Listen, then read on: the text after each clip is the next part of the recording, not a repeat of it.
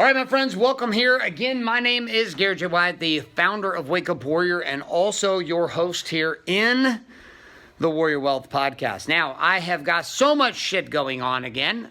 We are in the topic of protection. If you're new here to the podcast, you have seen that we're coming up on episode number 10, I believe, right now, or number 9, actually. And our topic is protection. I have so much going on with events and travel and shit that's happening. So this week's podcast, again, instead of me doing it live in studio, what I'm going to do is I'm going to take a clip from another one of our business events, the Warrior Business and Leadership Summit. This is specifically a conversation around the vault. You're going to get 5 clips. Each one of them are about 15 minutes in length. They're going to be blended together, and it's going to take us down this continued conversation of protection. I'll be back again live in studio next week after this week's show on the topic of power. But for today, I want you to enjoy what I call the King's 3 Vaults, and it's the actual content and presentation from our live event at the Warrior Business and Leadership Summit. Enjoy.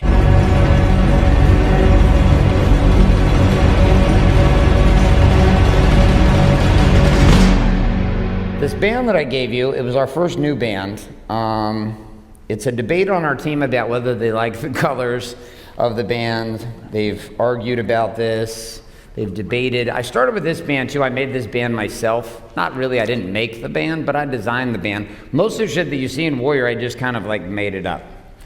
We just did it. I found a place online. I made a band. The band became something. Not because the fucking band is awesome. It's like 3, I don't know how fucking much it is. We get them in these big boxes and they come from, I'm pretty certain, China. But nonetheless, this band itself doesn't mean something because of the physical nature of the band. The band means something because of what it symbolizes. See, as men, we've lost the ability to have tokens and symbols that remind us of our codes and values and honor in our own lives. Most of us just operate day to day with very little to remind us of what we've been called to do. So when a man's bracelet breaks inside, when his band breaks, it's a paranoia moment. Some men have been wearing their bands for 2 to 3 years before they break. They break and there's immediate screenshots that are sent to myself, Jeff, and everyone else at the core. My shit is broken. I can already feel myself drifting into the pit. Which I think is just strategically seducing us to hurry and fucking ship them a new one right now. So this band has come to mean something. And it wasn't until this event that we opened up this band. I kind of like the color. I'm not a big fan of the color. Probably change the color up a little bit. But the meaning of the band was intense. And the crazy part is this band, make money, keep money, grow money, is actually meant not to fit as a counterpart, but is meant to do the following. The Warrior's Way is a belief system. The belief system sits at the core of all of my businesses. And so I take this green band, and the green band actually sits on the outside. Because the Warrior's Way is not something that I wear. The Warrior's Way is something I live. The mechanics of business are powered in my life because of the way that I live, the belief system and the code that I stand for. And inside of that code, the external expression of that as a businessman and as a provider and as a king comes down to 3 things. Make money, keep money, and grow money. And all of this is about legacy. All of this is about creating a life that matters. All of this is about leaving breadcrumbs for your children so that they can do it better than you did. Now, when you're in your 20s, this doesn't mean shit. I know, because these conversations were shared with me in my 20s and I didn't care. Crazy enough, even in my 30s, these stories were shared with me and I kind of cared. Something happened to me when I turned 40. I don't know what exactly it was. I literally just turned 40, and then within the next couple weeks, this whole world of shit I'd never cared about, I started caring about. One of the big things I started caring about was actually protecting the life that I had built. It's weird. When you don't really love your life, there isn't much concern for protecting that which you don't love. My marriage was chaos. There wasn't a whole lot of sense of desire to protect a marriage that was already on fire all the time. I was just trying to survive. But this weird and crazy intense thing started to happen. I went into surgery for my Achilles here back a year and a half ago. No, it was actually last summer, so last year. And I've been through a lot of surgeries. I had cancer. I lost all my teeth. I've gone through a lot of crazy shit. And inside of the experience, none of those surgeries did I ever get panicked that I was going to die. Even when doctors were looking at me like, you're going to fucking die, I was like, okay. I was in my 20s. I didn't really give a shit. I was kind of like, didn't really believe anything they were saying anyways. To me, I was superhuman. So I go into surgery last summer to have my Achilles operated on. It's not, I mean, it's a big deal, but it's not a big deal. They were just closing up a wound and fixing some shit inside my leg. Trusted my doctor. It was a guy I'd been to before, done the other operations, not a big deal. And I remember walking around that morning with my family, sitting in the hotel. I had flown to Salt Lake City, Utah, which is where my surgeon was. And as we're sitting there, and I go for a walk in the morning, do this walk and talk, and I'm doing my stack, and I'm doing my core 4 in the morning, and I'm overcome with all this emotion. I'm just in tears on this little walking path, just like weeping, and mixed with this weird sense of fear. Because for the first time ever, my life was working.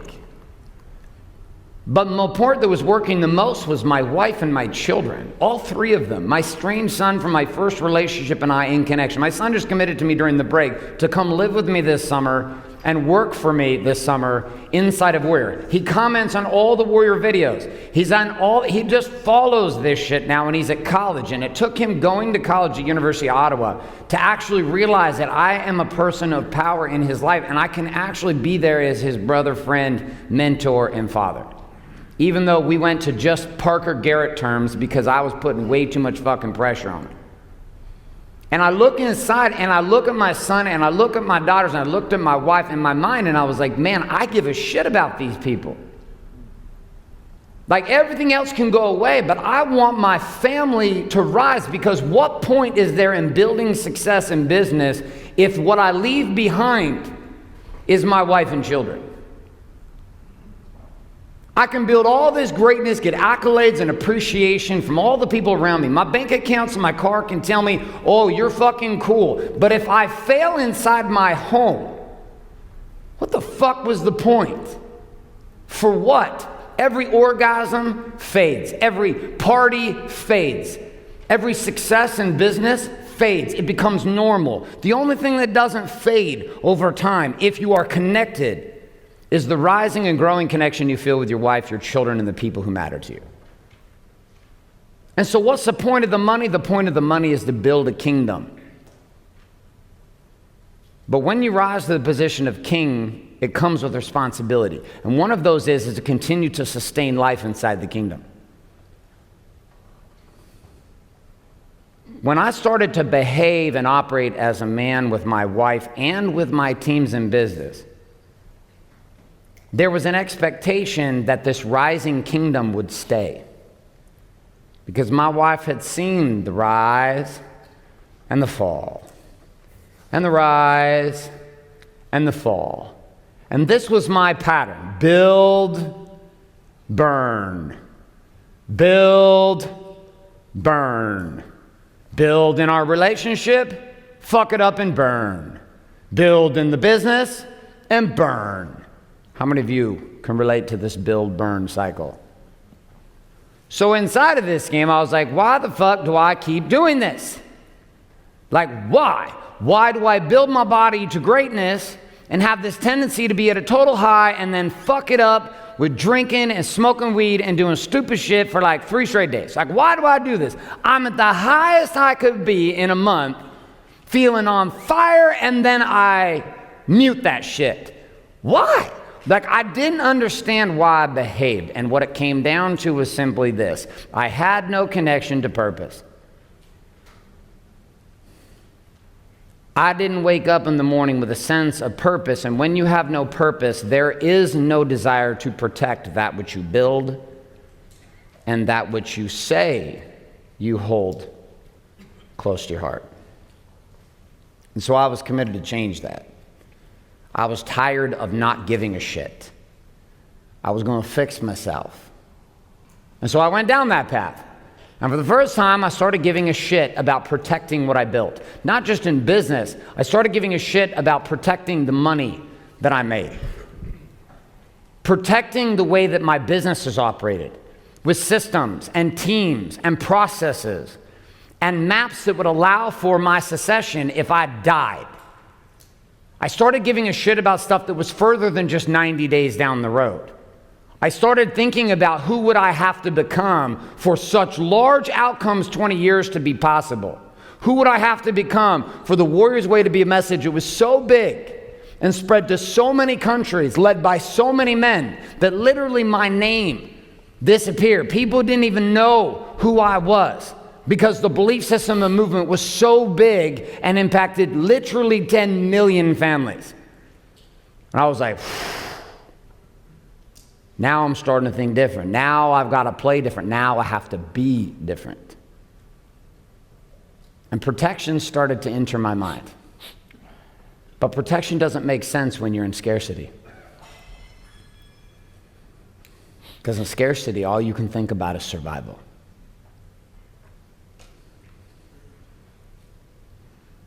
And protection is not survival.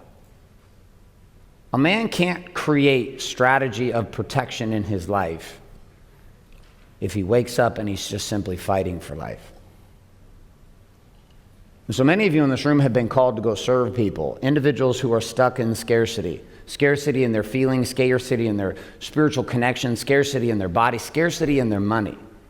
Scarcity in the way they see life. And your first step is to guide them to abundance. And when that person gets to abundance, now the agency of that man, woman, or child is set free. Because anything less than abundance puts a person into scarcity. And in scarcity, it is limited and impossible for you to rise. Because you wake up every day with simply one desire: how do I survive? How many of you have experienced the survival mode inside of marriage before? Raise your hands. Hands down. How many of you have experienced survival mode inside of your business? Raise your hands. Okay. How many of you have experienced survival mode just with dealing with money? Raise your hands. How many of you have experienced survival when it comes to raising your children? How many have gotten ill or injured to a point where you are just trying to survive, physically, literally just survive? Raise your hands. There's a common feeling amidst all of those. And the feeling is what I felt today in the water. It's a closing in of helplessness and hopelessness. Hopeless men cannot lead.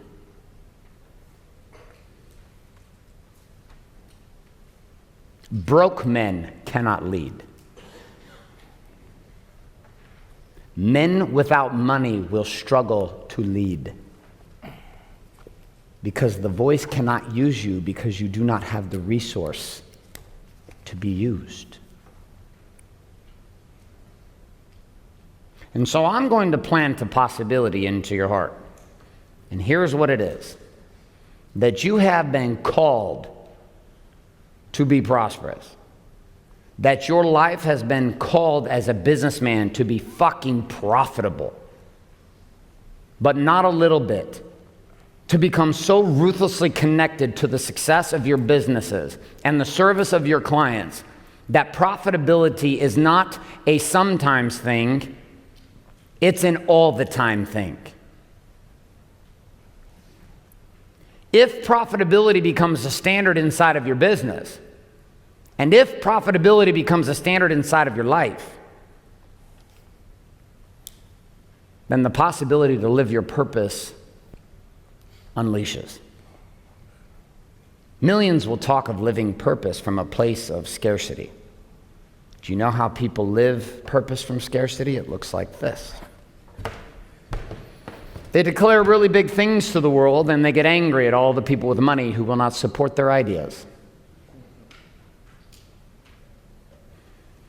I'm going to change the world, and they have this big declaration. And they tend to gather about 14 to 20 other people around them with a big idea. I've got a big idea, and everybody should support me. And inside this place of wanting to be supported, they believe that the journey to this destination that they declare should happen, that sits way over here, in their mind, like a piece of paper folded up, they think that they're closer than they are. But it's businessmen who come into that void and recognize the chasm that exists between what they say they desire and the resources, the manpower, the mindsets, the methodologies, the strategies necessary to actually pull it off. Ideas are not worth anything. There is no value in new ideas. No, you didn't come up with Amazon. Web before Amazon. You didn't have the idea for Facebook before Facebook existed. Because your ideas don't mean shit. What matters is your ability to cross the chasm. There is no courage in declaring big things.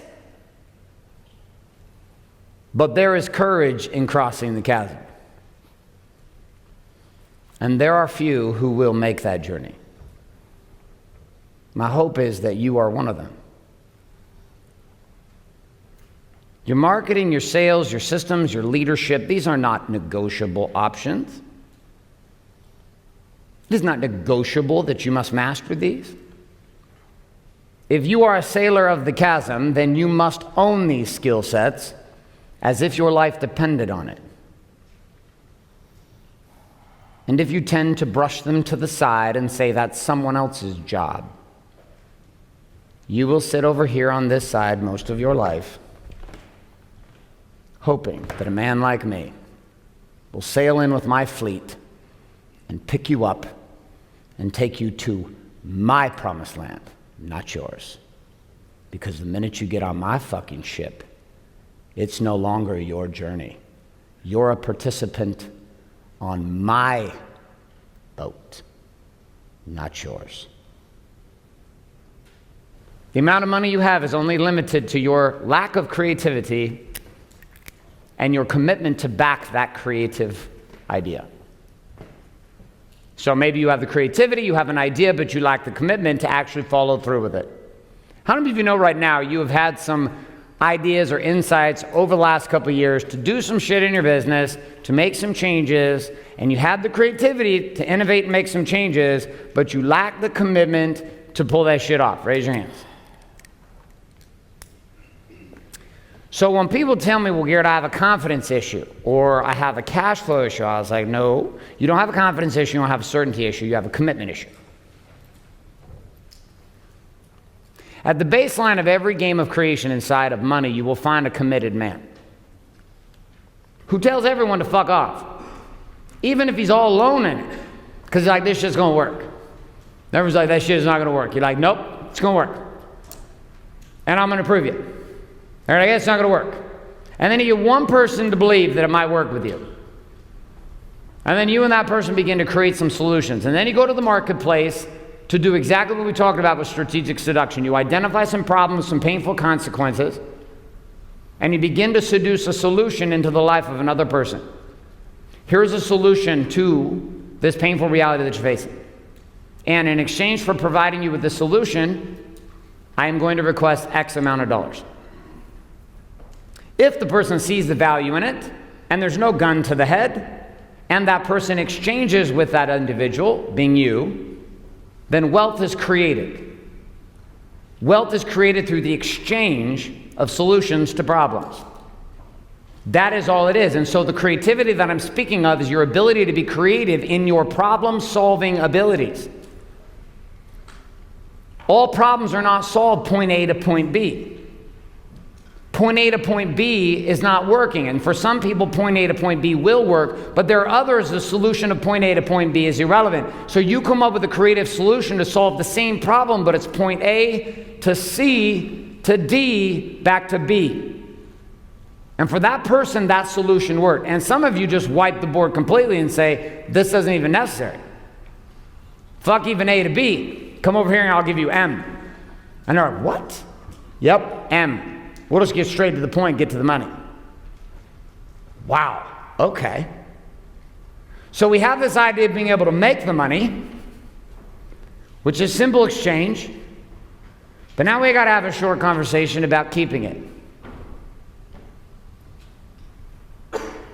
How many of you know for certain that you suck at keeping money? Raise your hands. Okay, hands down. How many of you feel like keeping money is an elite skill of yours? Raise your hand.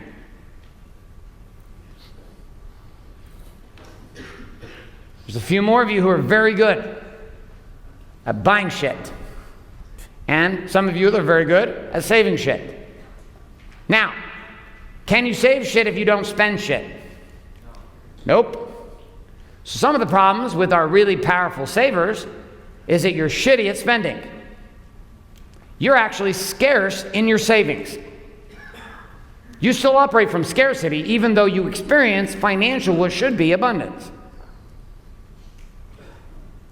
How many follow what I'm saying? So that was my brother-in-law. Several $1 million in cash sitting in the bank, but you would never know otherwise. He was committed to get a good deal on a new SUV in the wintertime, because that's how he rolls. Get a good deal. $2 million in cash in the bank, you talk to him, he's fucking broke all the time. Fucking dude. Christmas present for mom? Bro, I only got 5. I was like, motherfucker, I'm gonna tell you right now. I know exactly how much money you have. Shut the fuck up. Put your money on the table, let's go.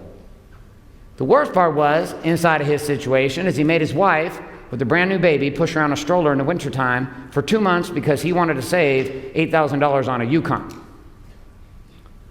Meanwhile, this motherfucker's driving his BMW to office, making his wife push the baby around.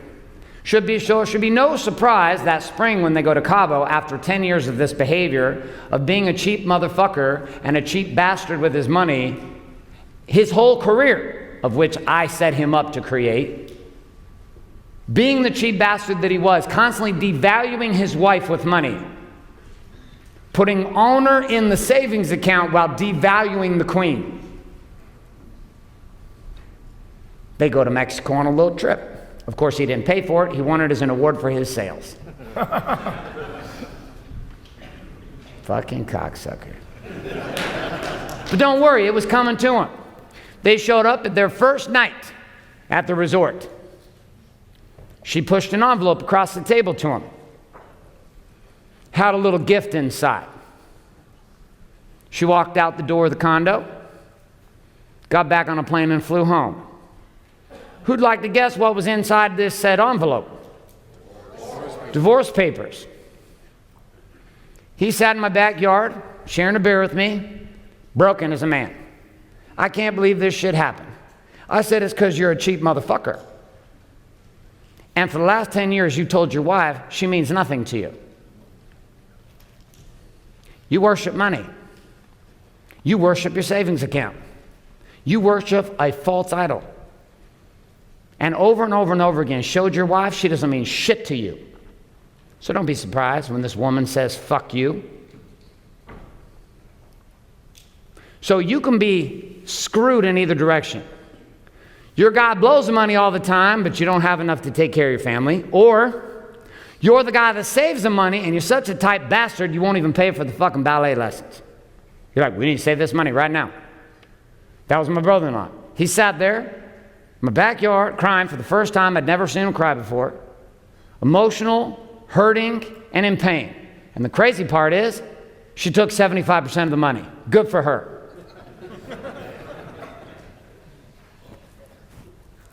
I said, you know what?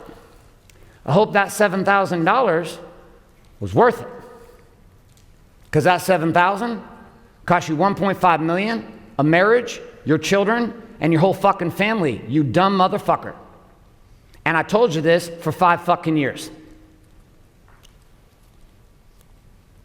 So in some circles, people like to run around with pride that they're such a hardcore saver. They're the king of Groupon. I'm the Groupon king. Fuck you. We're not going to give you accolades here for that shit.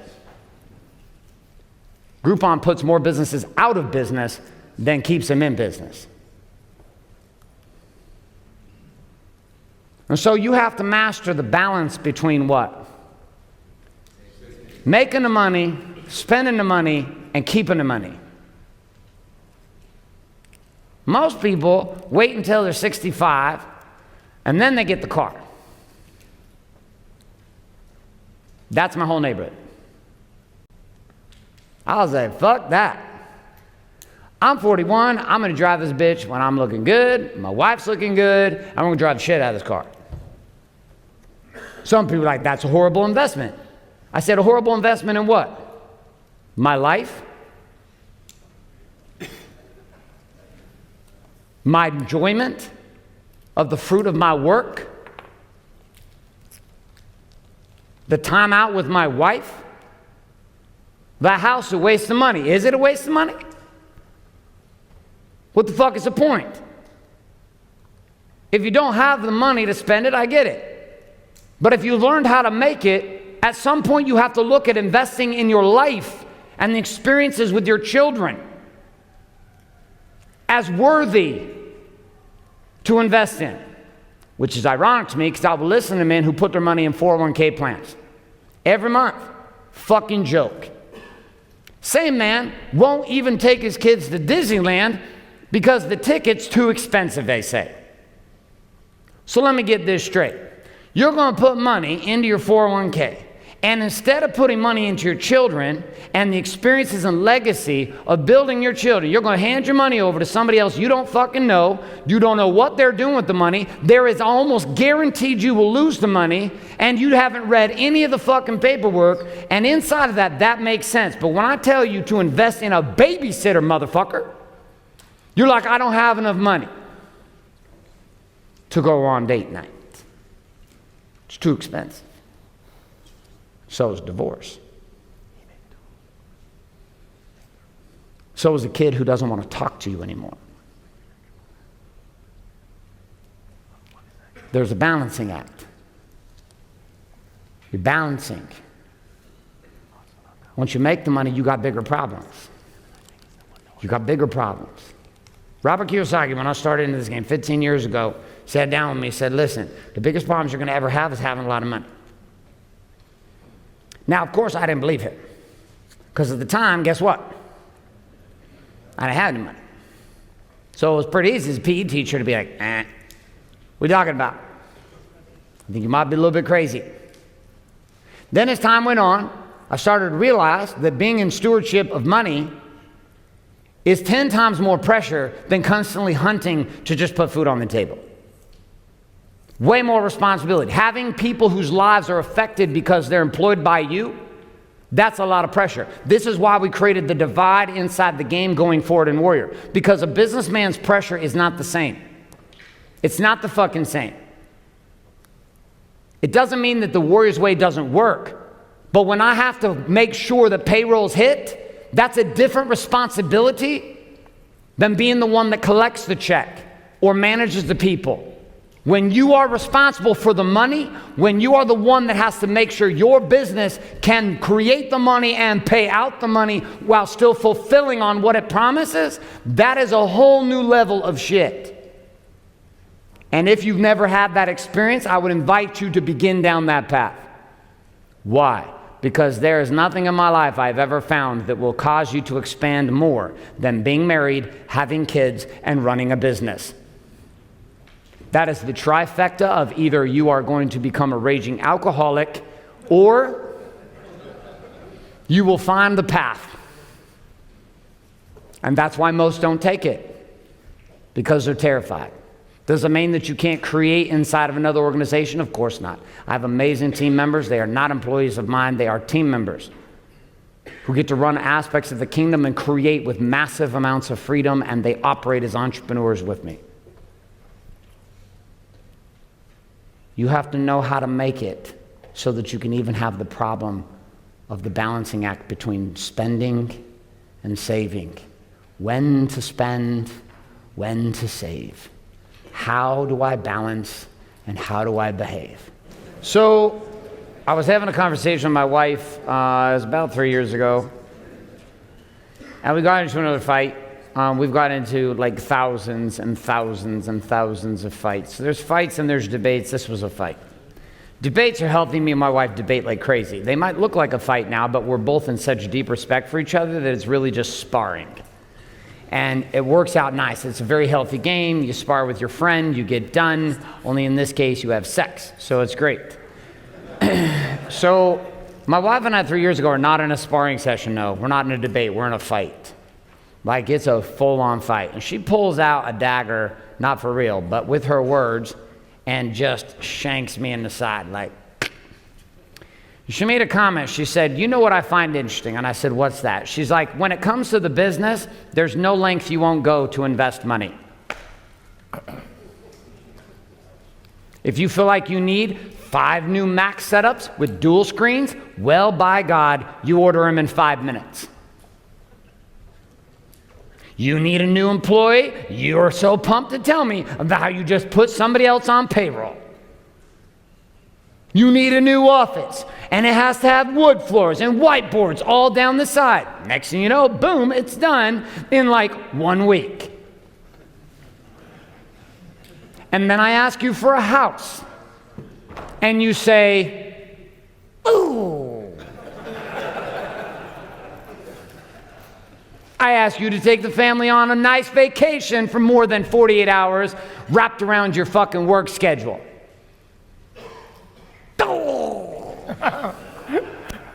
I want to go to Europe and see my sister. And you can be every excuse in the world. Unless, of course, someone asks you to speak. And then, hey, let's go to London. She was giving it to me deep and heavy. And I was like taking it because there was no possible way I could back out from this because she was right. This opened up and birthed the concept that I started sharing with our brotherhood. It was actually back in 2014 we first started talking about it, and it was this simple concept, and it is that the king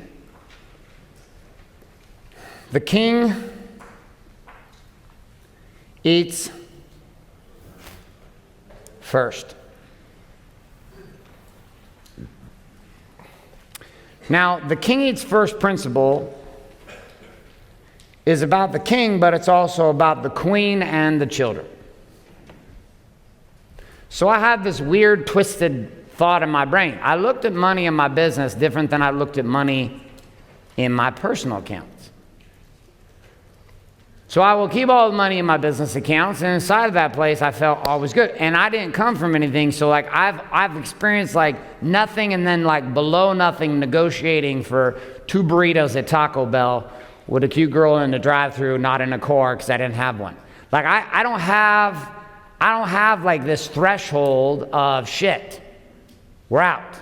So unfortunately, that has been a downside and an upside for me as a businessman. It had me gamble the ranch, and my floor was literally 0. And my ceiling was as high, well, it didn't really exist. We just keep going. But the problem was in my mind, in the back of my mind, I was okay with going to where? I was okay with going to 0 because I had been at 0 for a long time. So I was like, wow, it's not that bad at 0. I mean, you just eat a burrito at a different place. You don't go that place, you go this place. You know, it's all good. It's all good. You don't drink Stella, you have Schlitz. You might not even have a fridge, but you just deal with it. I was like, I was okay with that. But guess what? My wife was not okay with this. And up and down and up and down. But what I saw that day was also a big problem, which was I had never included my wife inside the king eats first principle. I'd always, at some level, looked at my wife as back here, and I was kind of in charge of shit. And this was causing me chaos because I was not creating an element of safety and security for my wife. And although my threshold may be 0, that is a very unhealthy threshold to have for a woman and for a family. Being an entrepreneur is a goddamn roller coaster. We think it's stressful because we're driving the roller coaster and building and going and building and going. But you know what? Have you anyone ever ridden in a vehicle with somebody else who you're pretty sure you're going to crash, but you have no control, but you're sitting in shock and like, you should probably fucking slow down, bro. Anyone have this experience? Okay. I did it for 540 miles with Michael G. Isom in the desert. It's like, what the fuck? Yeah, you want to say, and the whole time hearing about how skilled he is at pissing down a condom catheter. I of which could not piss down a condom catheter. My bladder just kept getting bigger and bigger. I was like, this is fucking horrible. So inside of that, you feel like you don't have any control. Now, I settled down a couple miles into the game with Mike Isom, and it was a beautiful deal, and it was fucking amazing. Great experience. But that sense of not feeling controlled, that's what your wife feels like being married to you, lunatic. Only she's had to like be okay with the idea that hopefully you're going to figure it out. And not one time had I ever thought, what would it be like to be married to me? And I was like, started thinking about that. And I like sat down and I was like, yeah, I don't know if I'd marry myself. I don't know if I'd trust myself the way she's trusted me. Particularly with the fucking track record I had. For the first time, I started to see something with my wife, and what I saw was the linking of the king eats first is not the king eats first. It's the king and queen eat first.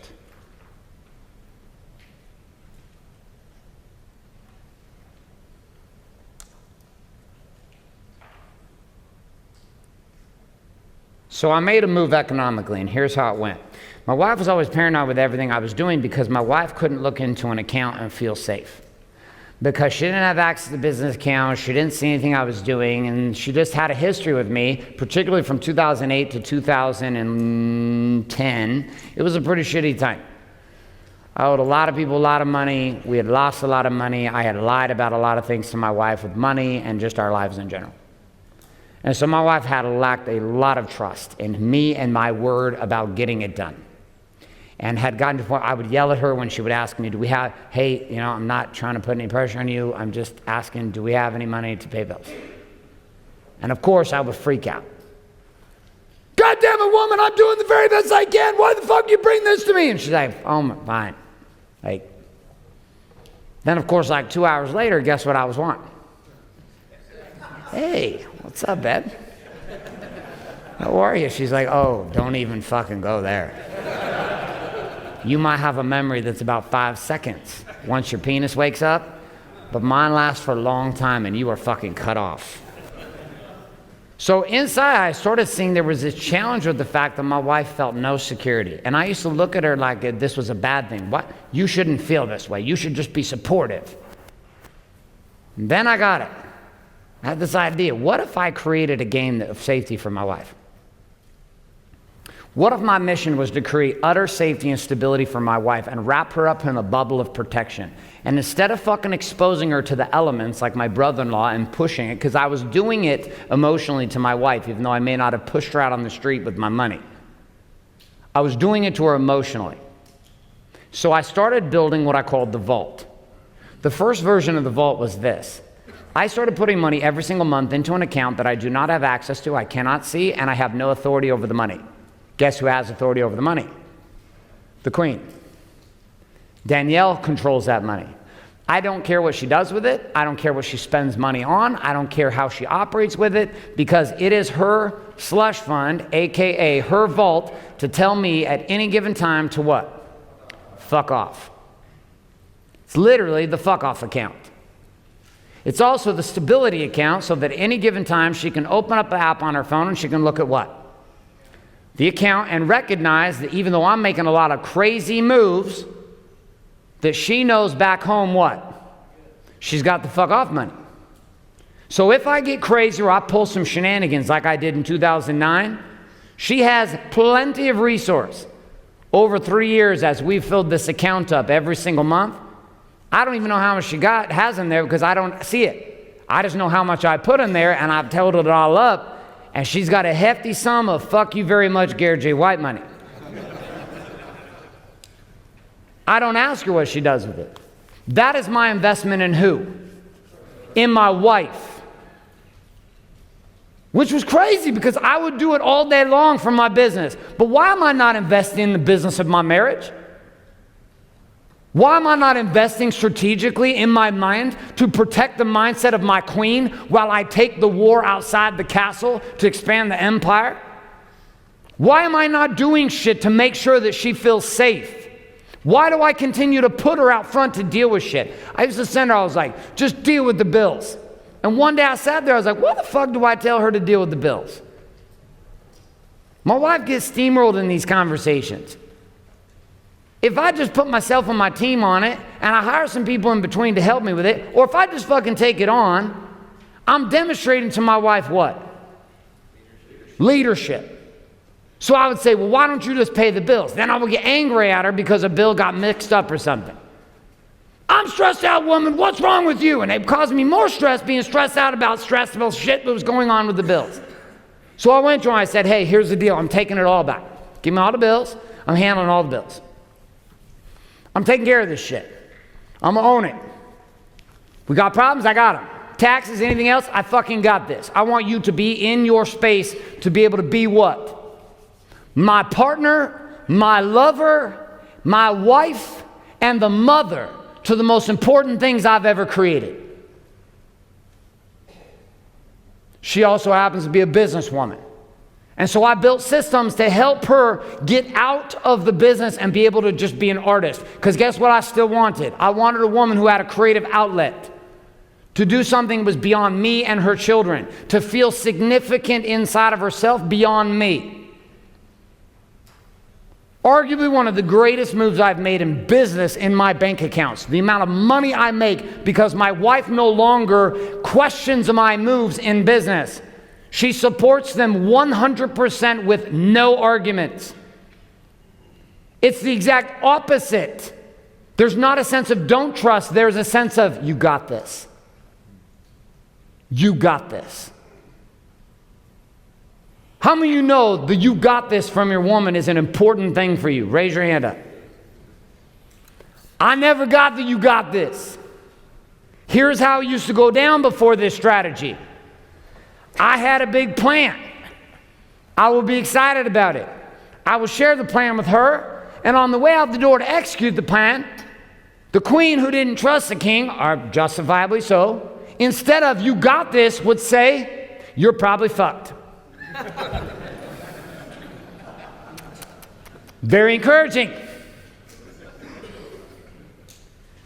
Because my wife didn't want to believe this time was going to be different. She didn't want to set her hopes up that I had changed. She didn't want to believe my words because my words were hollow for so many years. She wanted to see the fucking fruit and not hear me talk about it anymore. And so I created space for her.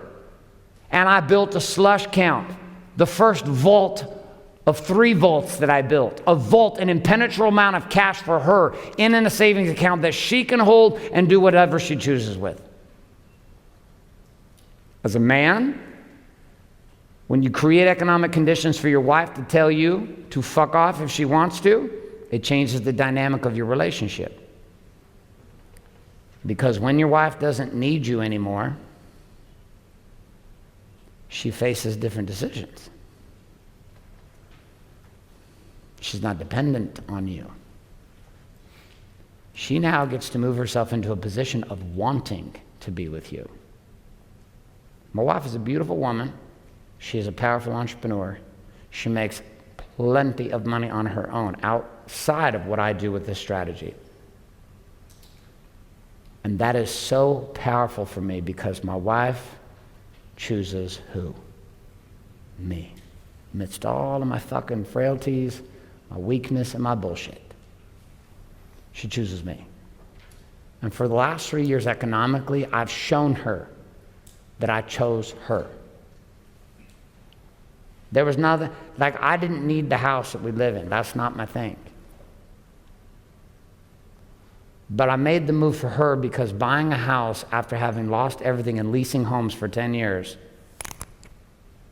showed my wife that I was what? That I was committed. Because she flat out knew we leased homes because we didn't know if we were going to make it. And I don't want to fuck around with shit. Yeah, that's really a good way to build a stellar relationship. And so the first vault was a vault to protect the queen. You got 1 minute to write down in your war map. You're not going to share this. What are you getting from this about your world right now? And if you are a single man who doesn't have this in a relationship with someone right now, then you got to work out what that means for you either way. Here we go. You got 1 minute. We're riding. So the king eats first. I invest in the king. I'm gonna have an option. The kingdom, if the king dies, the kingdom dies. Because, well, I'll explain. But married up to that is the queen has to live and thrive. Because now that I experience it, there's no greater confidence that comes into my life than having a woman who believes in me. Your buddies can pump you up, your brothers can give you courage, but the woman that you go home to, that woman fills you up in a way that your man, your buddies, all your brothers, your business partners, your team members, they will never be able to do it. And doesn't take much. It's just, I believe you got this. And so this requires an investment in her. Now, the next investment from the king eats first and the king and queen eats first means that the castle must have protection. What does this mean? The business must have a vault. Cash is king in the world of business. You can have credit all day long. I did not borrow any money to build Wake Up Warrior. No, that's a lie. We have a lease on 2 shuttles. I correct myself. I'm in error. We have 2 leases on 2 shuttles. We did borrow money. I could pay cash for them right now. Out of resource from Warrior, we could pay cash for them. We don't because we're avoiding some tax situations, which are great. So, here's the option. Samuel. Sam's out having an intervention. Somebody's out on the log by themselves. Okay. We're good? Okay. How many of you are familiar with that term, the way he just said that shit? Somebody's about to get fucking taken down. Okay, here's your options. And neither of them are going to be good. Those who are graduates of Warrior Week or Warrior X, you can appreciate this at a level that is difficult to explain. What you saw up here, this goes for like 4 days of insanity, and it's beautiful and it's perfect. So the business has to have a vault, which means you've got to raise the floor in what is sustainable cash into business, which means the business cannot continue to redline every month. You have to get to a place where cash reserves exist for the business, period. Now, you can have cash reserves for the queen, but you can have cash reserves for the business. The business has to have a vault. There's going to be 2 of these inside the castle. One is for the business. Because when you are cash heavy, when you have a source at the core that is protected and is built to raise the floor, imagine the money is used to raise the floor inside of the castle so that the toleration level for risk only goes to here. We do not gamble past this. We do not take chances past this. We will play all in, but the new floor is here. We raise the floor. That was a conversation my wife had with me in 2009 when I had my first job. I had a job after being a PE teacher. It was the only time I had a W-2 paycheck outside of a time I worked at a go-kart track for $4.35 an hour, a long time ago. And I had an argument in the kitchen with my wife, and she's looking at me and she's upset because I can't pay the bills. It's after our mortgage game. I was taking home like 40, 50, 60 grand a month, and then we were taking home 100, 150,000 a month, and we were making money and cash. That was personal income, and our lifestyle was easily within our means until we lost our means. And so there I was. I had $10,000 a month. I got a message this morning from one of my old partners inside of that game. And in there I was making $10,000 a month W-2, which meant I was taking home $7,000 after taxes, and my bills were about $26,000. Problem. But it was enough to eat. And I worked for my friend. And I was getting comfortable in that position because at least I could eat. And I sit in the kitchen one day with Danielle in 2009, and I'm looking at her, and she's looking at me.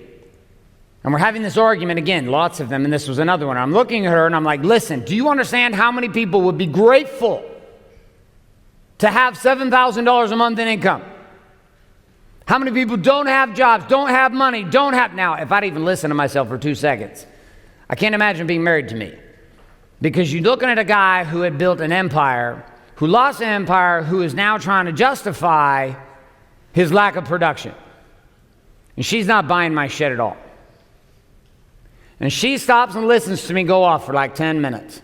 We're sitting right in the kitchen. We had a little island. We were standing right over the kitchen sink's right here, the little island. I'm standing here. She's standing there. She's looking at me. I'm looking at her. She's tiny. I'm big. I'm yelling at her like she's like some giant monster. She's 5'3", and she's like 110 pounds. She's tiny.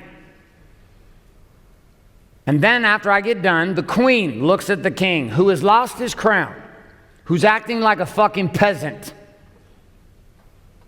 and looks at me and says, I don't know what world you grew up in, but you talk about this like it's something great. My floor is at $10,000 a month, not my fucking ceiling. So sorry that I'm not excited with you about this bullshit production you have going on.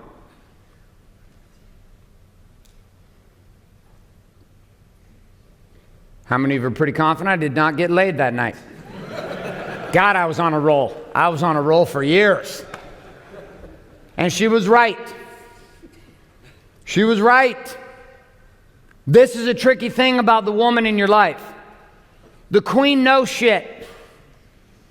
She knows the truth about who you are. It's inevitably why she connected with you and married you. She saw a glimmer of hope. She thought most of what you were was kind of ridiculous. But there was one thing in her she saw in you, and she's been holding on to that fucking lottery ticket and that stock certificate for fucking years. She's like, one day this shit is going to cash in.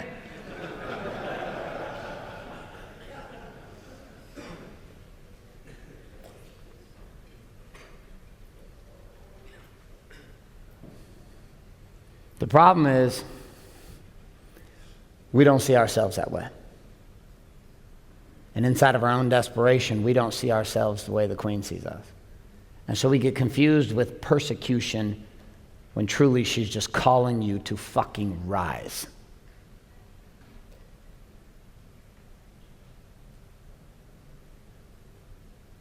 She's saying, stop fucking around. You think I married you for this bullshit? You were my horse. You were my winner. I banked on you.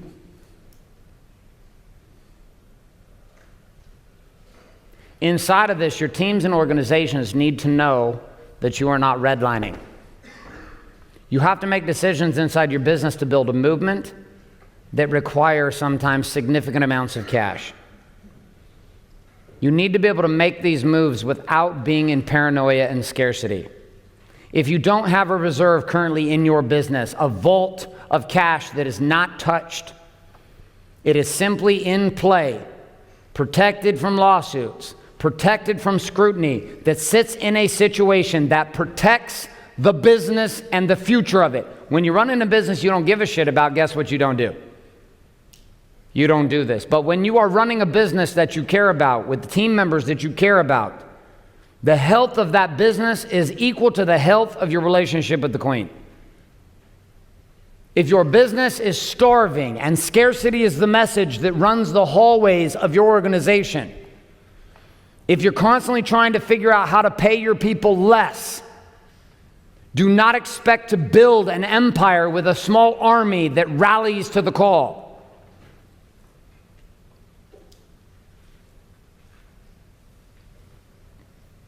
Final vault. There is a mega vault. The mega vault backs everything. This is the third vault. You have the Queen's vault. You have the Castle vault. The third vault that you have is the Empire vault. This is the legacy vault. This one is not the fuck around vault. This is the life and the breath of your empire and your legacy. It is the red hot core of everything that exists. It is what fuels the war. The crazy thing about war is won by those who have the most advanced weaponry and the ability to support and sustain their military forces. It requires what? Money. So you can talk all day long about how you're going to do big shit.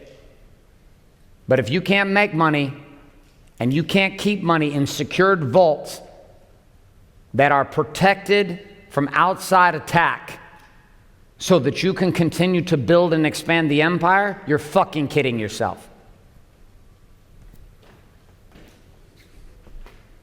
Building a movement is risky business because that means you're going to piss people off. And when you piss people off, they attack. It's not if, it's a guaranteed. No matter what stand you are trying to take, there is someone who doesn't want you to take it. You don't have to go be looking for a war to fight. Simply be willing to take a stand for something, and guess what will come to your front castle door? An army to fight you. You don't have to go hunt for them. They will come to you. And you're going to have to fortify the walls of that castle. I remember coming back home, and none of this was in play. And I would go to war outside, and I would come home to war inside. It seemed like no matter where I went, I was constantly trapped in this fucking war. Fighting people on the outside who were attacking, trying to expand the empire, with people breaking in and sieging into the castle and destroying shit on the backside while we were out trying to do this. I had no protection in place for anything. And so it seemed everything I was doing was like quicksand. I would build and then it would be destroyed, and build and destroy, because whatever I built, I would go to build this other piece and this piece would collapse. The worst is I would come home, though, to instability in my own home. Economic instability, because my wife didn't feel a sense of trust. So I would come home to talk about things, or to just come home to be able to disconnect and just be with my kids and my wife. But the paranoia followed me home. The paranoia of scarcity followed me into the castle. It affected my ability to connect with my children, because I would try to be present with them, but guess what was running in the back of my mind? The fucking chaos and the scarcity and the problems. I would try to pretend like I wasn't feeling them, trying to be super present at Chuck E. Cheese and the skeet ball. Yet the whole time I'm rolling the balls and throwing a fake smile to my kids, there's a paranoia inside the back of my mind, rooted in scarcity, knowing that the walls of the castle are not safe and that we are under fucking siege. Trying to stay present and connected with the queen and look and care about what she's saying. And as she's sharing, all I can hear in the back of my mind is the virus of scarcity that continues to destroy me. Trying to connect, but feeling paranoid about how I'm going to build, because my floors were not set, the walls were not built, and there was nothing in place to protect the sanctity and the power and the sacredness of coming home. The reason my wife encourages me is because the wars that I deploy now, they don't exist within the walls of my castle. I take the war to other lands. And so when I'm gone for a week and I roll out with the men, my wife celebrates, because back home in the castle, they're doing painting projects and going to ballet and going to the beach and doing FaceTime. And although the war may rage like crazy on the outside of the walls of the castle, guess what does not exist inside the walls of the castle? Chaos. So when the men return from war, they can actually recover. It's safe. Okay, what's your name? Where are you from? My name is Joab. I'm from Seattle, Washington, and all this time you've been talking, it feels like you've been watching my life behind doors, you know. I was sharing. Oh, we have.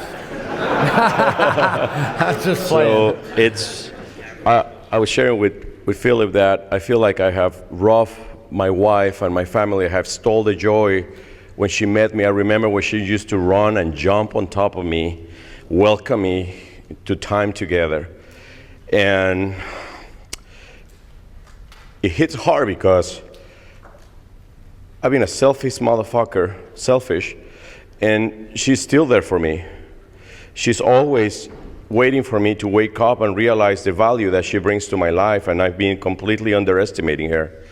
I think I can patch her with little gifts, but I kind of get away with what my ways are, and taking the risk and putting the stress on her and devaluating the value that she brings.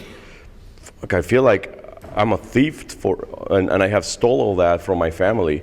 I've been selfish, and man, I have this mixed emotion on my heart right now.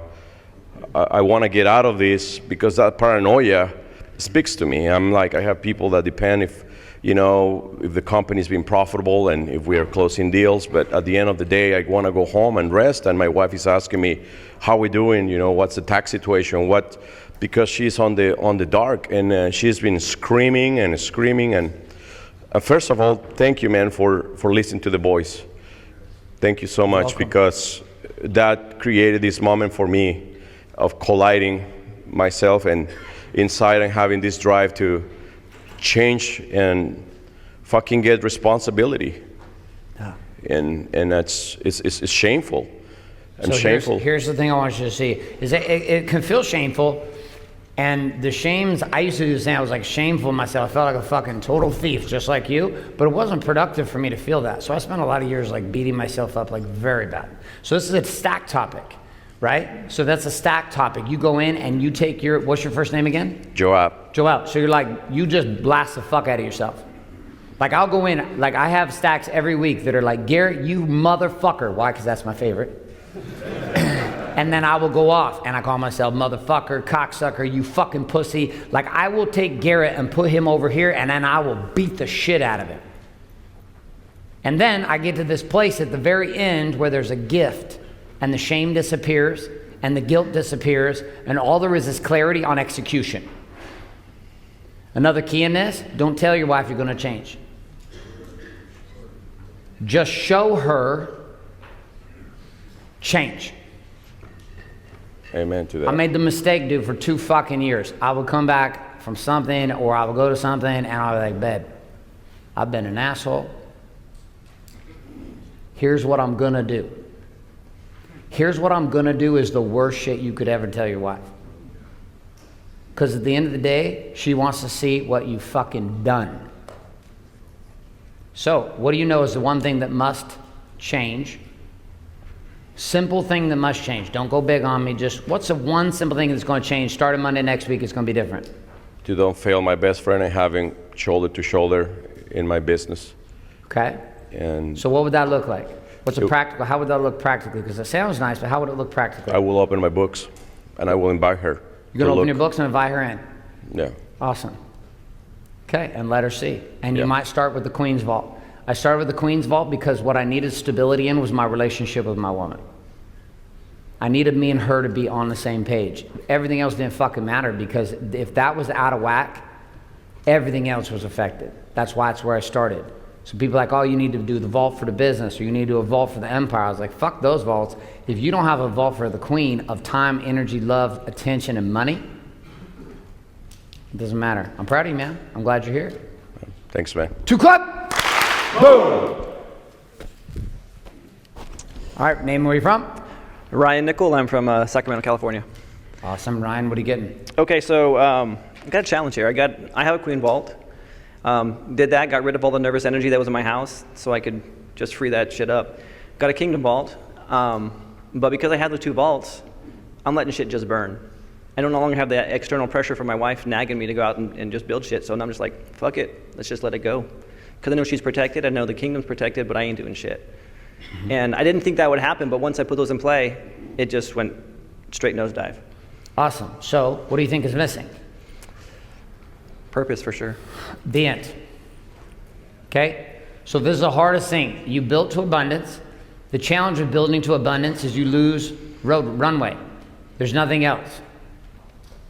Which means life must become driven by purpose at that point. And the purpose can't be just making money. That's why you will see highly successful entrepreneurs that get to abundance, and then in that place, everything becomes about still building bigger business or building more businesses, but there is a distinct direction of purpose that underlies all that profitability. Got it. There's a calling behind it, because a calling is what will pull you to produce. You're out of scarcity. Once you're out of scarcity, you're not going to get fired up to produce. Once you're in abundance, that's why I have friends of mine who started down this path with me, like Matthew, back like 5-6 years ago, and they all get to abundance, and they all stop. And then they look at me and they're like, dude, what the fuck? I'm like, oh, no. Abundance wasn't my pit stop. It wasn't my finish line. Abundance was my pit stop to refuel. And now the only way I can build prosperity is to build people.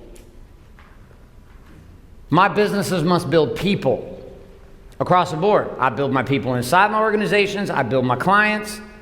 And it doesn't matter what we're offering. Right now, our 3 products, we're dealing with tattooing, we're dealing with hair, and we're dealing with Warrior. And then we have our 4th one, which is Warrior Wealth, which is our financial services company, and that is another piece inside the game where I can build people. Because I saw what happened to me when I found prosperity in the pursuit of purpose. Prosperity isn't a never-ending destination. You will never get there and it will be finished. It is simply built upon the shoulders of the people that you build. You can't arrive there on your own. Otherwise, you'll beat abundance and you'll call it good and you'll Netflix and chill for the weekend.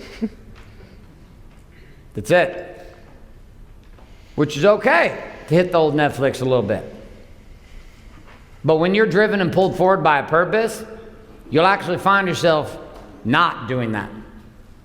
People say, why do you work so hard? I was like, because I feel a burning inside my soul. It's not work for me. My whole team's laugh. They're like, I have to pinch myself constantly because I never feel like I'm working. And we work really hard, but I don't feel like I'm working because there's purpose that pulls everyone forward. There's a vision to go. There's an empire to build, not just a kingdom. Once you have a kingdom, it's easy to retire to the castle. You know the thing that's crazy? If you go back into medieval times too, and you go back to the time of true castles, castles that were not, and kings that were not committed to expanding the kingdom via an empire, were taken over and destroyed. When they settled on their laurels in abundance, empires would rise and destroy them and take their castle. And while they sat getting fat on the hog in abundance, there were others who had a bigger vision.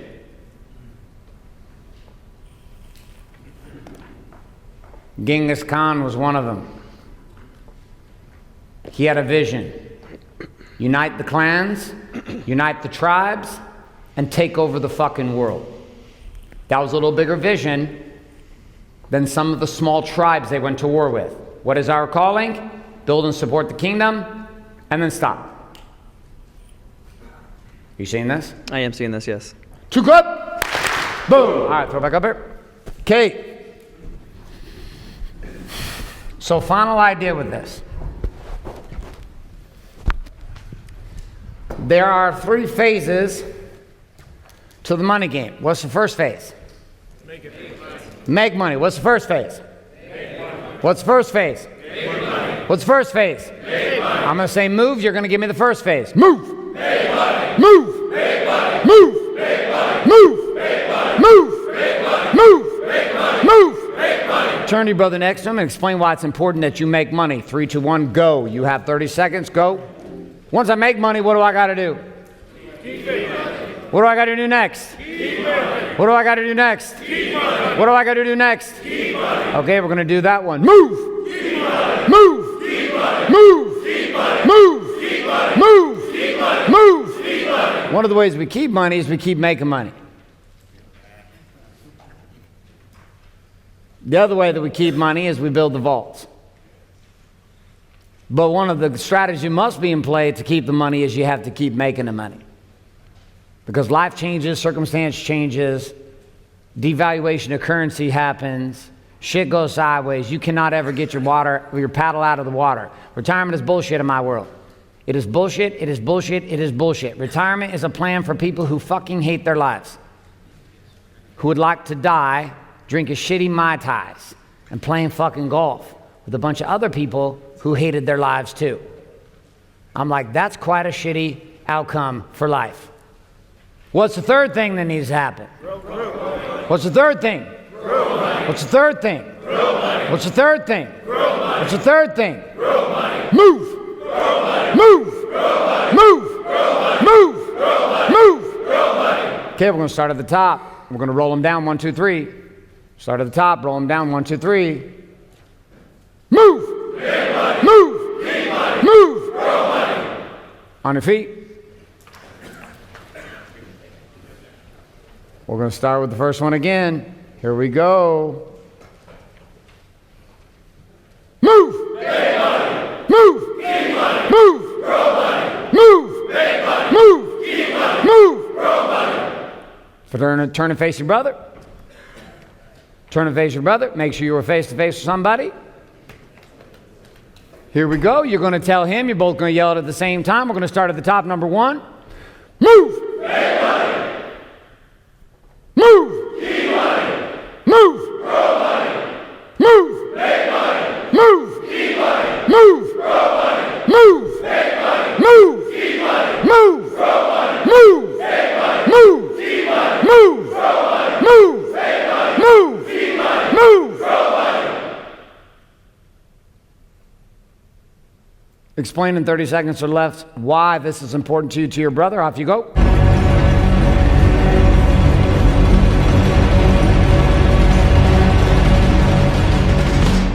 All right, my friends, so you just finished up all of the clips of the Warrior Vault. I hope that you enjoyed them and you got some value from them. There's going to be a lot of questions inside of your world about how do I be part of this? How do I deal with the Vault idea inside of my world? Is there some opportunities in this that I can play with? Here's what I would encourage you to do. If you connected with the message of the Warrior Vault and you'd like more insight into this, feel free to send me an email at garrett@wakeupwarrior.com. We'll send you some private emails and videos that may really connect with you and help take this topic a little bit further. For those who didn't, well, either way, we enjoy being here inside the podcast. We'd love you how to give a review and iTunes, share the show up with somebody else today. But also, we're going to continue our conversation next week as we roll back through our topics, back over to the topic of power. But this protection game and the vault brings us to conclusion here inside of this week's Warrior Wealth podcast.